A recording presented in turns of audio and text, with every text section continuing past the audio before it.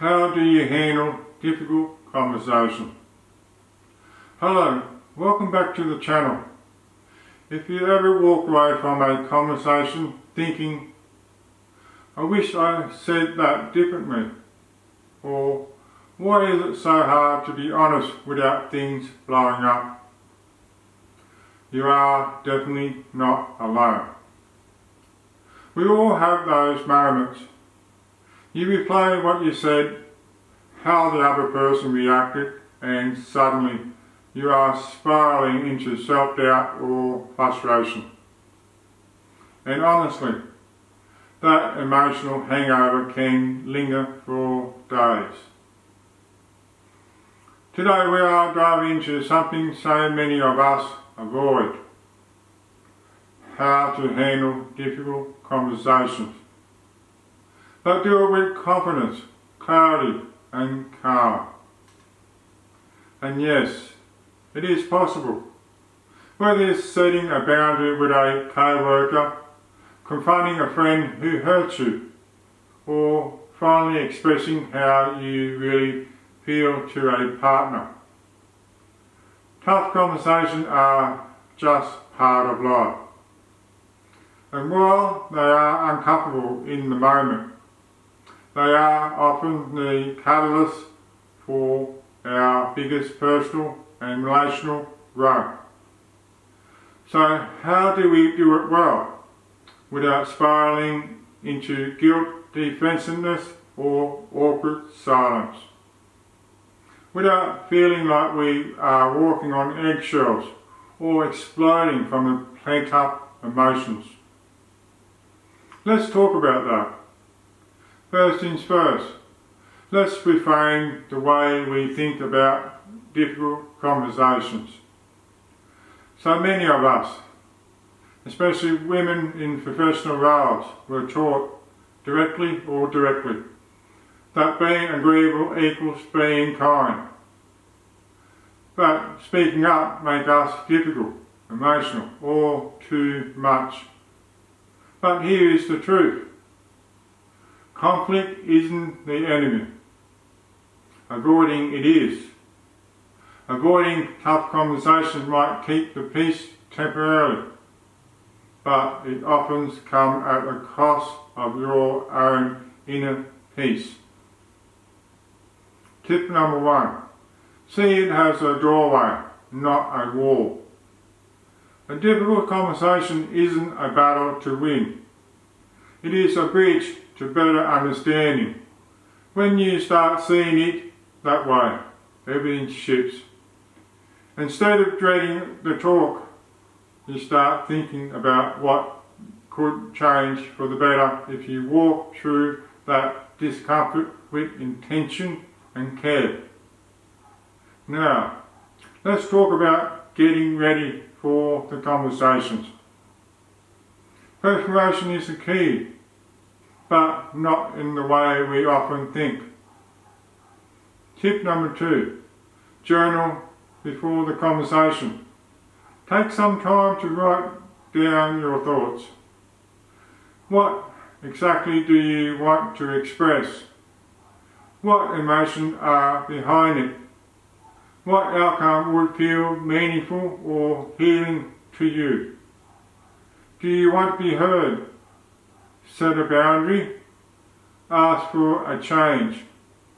This clarity helps you stay grounded, especially if the conversation gets emotional.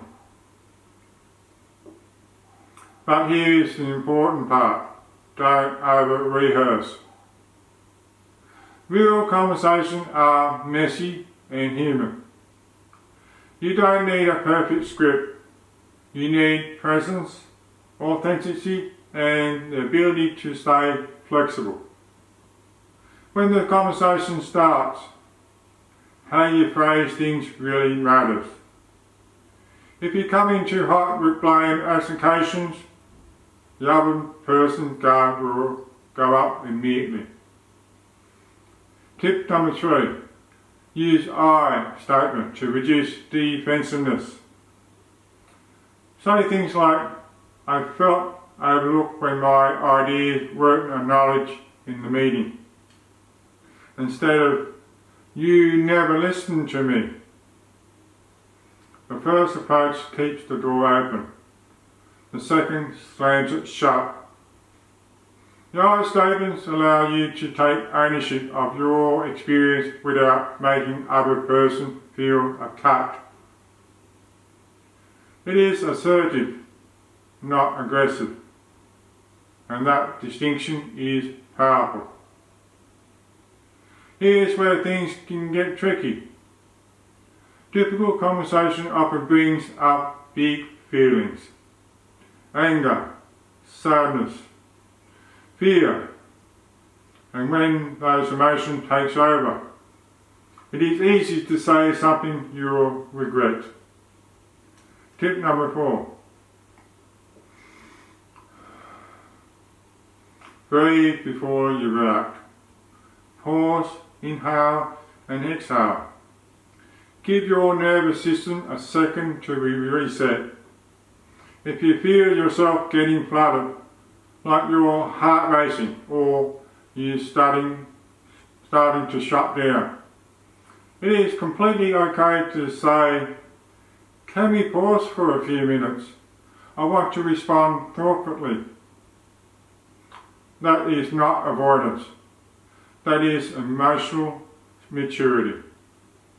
We all have been there, listening just enough so we can craft our response or rebuttal. But the real magic, it happens when we listen to understand. Tip number 5. Mirror back what you hear. Try reflecting their words back to them. So what I'm hearing is that you feel unsupported when I cancel last minute. This simple act builds connection. It shows you are not just waiting to talk, you are present. You are trying to see the situation through their lens. And when people feel seen and heard, they are more likely to meet you halfway. Not every tough conversation is going to wrap up with a hug or an instant resolution, and that's okay.